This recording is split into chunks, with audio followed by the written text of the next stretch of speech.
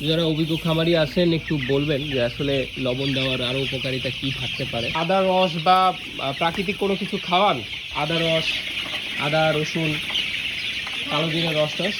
ওইগুলো যখন দেখতে যে মুরগির ঠান্ডা মাথায় ভাত ঝুমা টুমা বুঝছো হুম। তখন ওইগুলো এখন তো মুরগি আলহামদুলিল্লাহ ভালো। এখন আলহামদুলিল্লাহ ভালো দেখা যাচ্ছে হ্যাঁ এবং এখন সুস্থ ওইগুলো আছে আলহামদুলিল্লাহ। সারা তো যখন দিন দরকার পড়ে তখন আদা রসুন বা হচ্ছে কালো জিরের রস করে খাওয়ান না? লবণটা দিই। লবণ, তো লবণের উপকারিতাটা কি? লবণের উপকারিতা মানে এই যে দিলে ওই যে ওষুধের পানিটা বুঝছো হুম।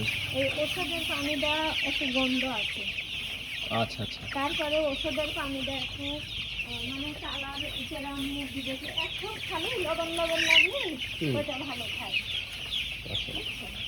যারা অভিজ্ঞ খামারি আছেন একটু বলবেন যে আসলে লবণ দেওয়ার আরো উপকারিতা কি থাকতে পারে। লবণ দিলে পানির সাথে লবণ মিক্স করে দিলে কি কোনো ধরনের কোনো প্রবলেম হতে পারে কিনা, বা আসলে দেওয়াতে উপকারটা কি হতে পারে একটু জানাবেন কাইন্ডলি। ধন্যবাদ।